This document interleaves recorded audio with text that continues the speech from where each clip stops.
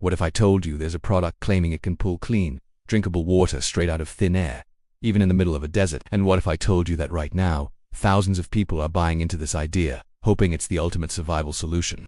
The product is called Joseph's Well. It's being marketed as a do-it-yourself system, a revolutionary guide that promises you can build your own device for fresh water, supposedly using military-inspired technology. The sales pitch is powerful. They claim you can build this entire system for under $150. They say it works completely off-grid, needing minimal power, and the biggest promise of all, that it can produce gallons of pure, clean water every single day, no matter where you are. It sounds like the perfect answer for anyone worried about water security, a prepper's dream come true. But does this actually work in the real world? Or is it just clever marketing preying on our deepest fears?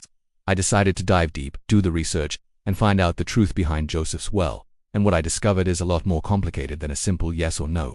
First, let's get the science straight. Can you pull water from the air? Absolutely. The technology is real, and it's been around for a while. These machines are called atmospheric water generators, or AWGs. The basic principle is pretty simple. They work a lot like a dehumidifier or an air conditioner. They pull in ambient air, cool it down below its dew point, and when that happens, the invisible water vapor in the air condenses into liquid water droplets.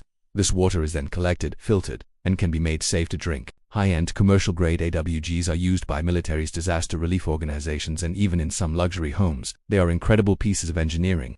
So, the core concept behind Joseph's Well is based on a proven scientific principle. That part is not a scam. But here's the catch, and it's a huge one. The effectiveness of any atmospheric water generator depends almost entirely on two things: the temperature and, more importantly, the relative humidity of the air. To produce a significant amount of water, these machines need a lot of moisture to work with. In a hot, humid environment like Florida or a tropical jungle, even a small, efficient unit can pull a surprising amount of water from the air. The air is already saturated with water vapor, just waiting to be condensed. However, the problem arises when you take this technology into the very environments where people think they need it most, like arid or desert climates. Think about places like Arizona, Nevada, or large parts of Texas. The air there is famously dry.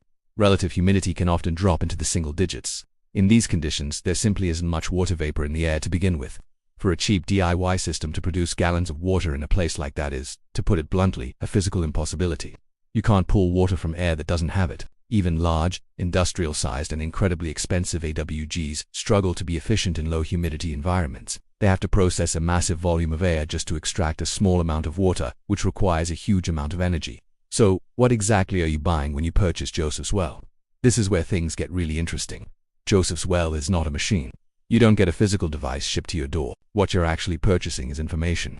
It's a set of digital plans, blueprints, and instructional videos that show you how to build your own small atmospheric water generator. The system they guide you to build is essentially a modified dehumidifier. You buy the parts yourself: a small dehumidifier, some food-grade tubing, a collection container, maybe a filter, and you assemble it according to their instructions. So, is it completely useless? No, not entirely. If you follow the plans and build the device, it can and will produce some water, provided the conditions are right.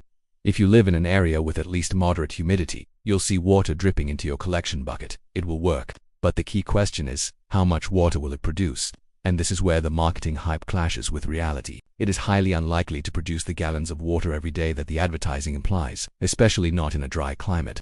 You might get a quart, maybe half a gallon, on a very good humid day. It will not replace a well. It won't replace a rain collection system.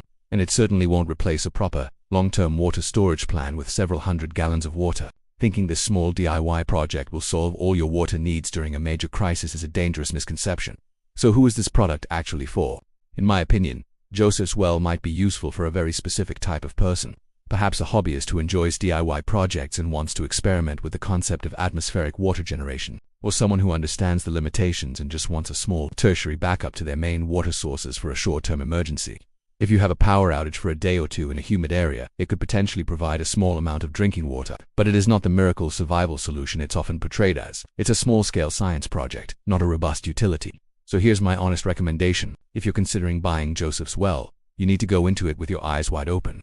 Understand exactly what you are getting. You are not buying a magic water machine. You are buying a set of plans to build a small device based on a dehumidifier. You need to strip away the hype, the fear-based marketing, and the dramatic promises. What's left is a guide to a simple, small atmospheric water device. Acknowledge its limitations and don't expect it to be something it's not. If you want a reliable source of water for an emergency, your money and effort are far better spent on water storage containers, high-quality water filters, like a Berkey, and setting up a robust rainwater harvesting system, if local regulations allow. Those are proven, reliable methods. If this video helped you cut through the hype and make a more informed decision, do me a favor and hit that like button. It really helps the channel. And I'm curious to hear your thoughts, so leave a comment below. Have you tried to build something like this? What are your go-to solutions for water preparedness? Let's have a discussion. And finally, make sure you subscribe and turn on notifications so you don't fall for the next piece of fake prepper hype. There's a lot of it out there, and my goal is to help you navigate it. As a final note, if you are still curious and want to see exactly what the Joseph S. Well program includes for yourself, I have left the official link for it in the description below. Again, this is not a blanket endorsement, but I believe in providing you with all the information so you can make your own choice. Just please, make sure you know exactly what you're buying and what its real-world capabilities are.